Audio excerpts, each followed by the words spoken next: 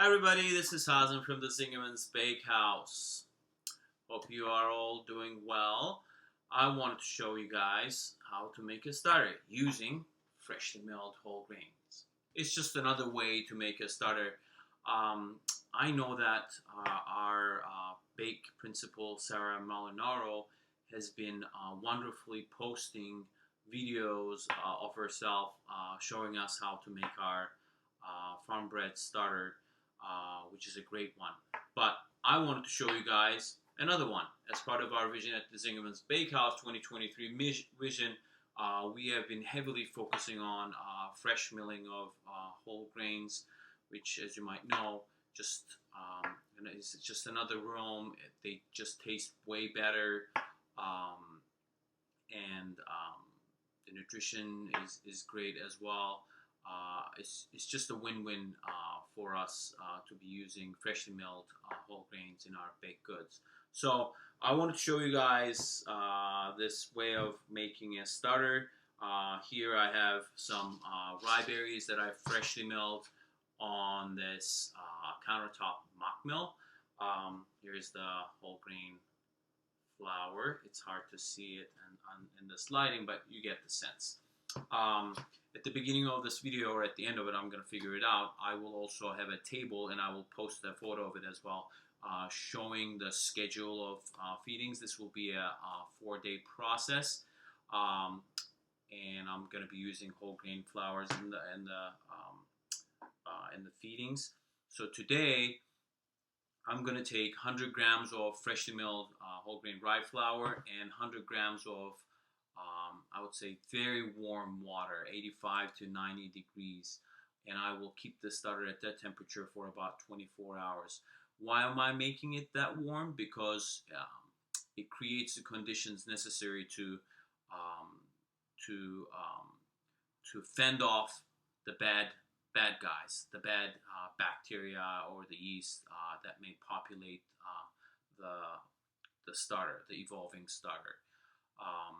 So basically what's happening is that at such high temperatures, what we call homofermenters kick into action, and they reduce the pH of the starter as quickly as possible. And at low pHs, the bad guys can't survive, and you start seeing more of the good guys evolving and populating your starter. So let's start off with that. I'm going to measure my 100 grams of very warm water. Here I even warmed it up in a kettle. Let's see. And my kitchen temperature right now here is about, I would say, low 70s or high 60s.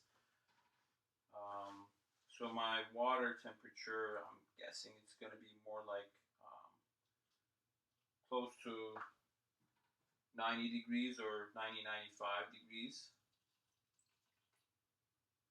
So basically, you want it to be very warm. That's the idea.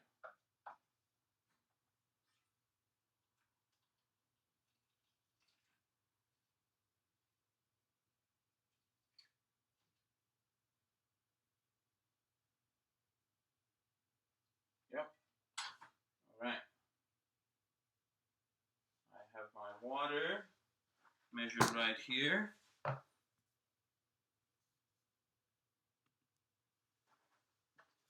Hope everyone can see me still. So 100 grams of very warm water and 100 grams of my whole grain freshly milled rye flour. And I'm going to dig in with my hands. That's what I like to do. Just feeling what the resulting mixture feels like. And you know, starters get populated with wild yeast and bacteria that come from the grain itself, but also from the environment and from your hands, from your own skin. So it's okay to dig in with your own hands. And if you're worried about, contamination and the bad bacteria, it's kind of ironic that, here I'm showing you guys, and people have been doing this for millennia now, how to create a population of wild yeast and bacteria, basically microorganisms that can do something wonderful, something good for us, that can transform grains into something so nutritious for us. And on the other hand, nowadays outside, we're trying to fight this other microorganism that is actually not doing so much good for us.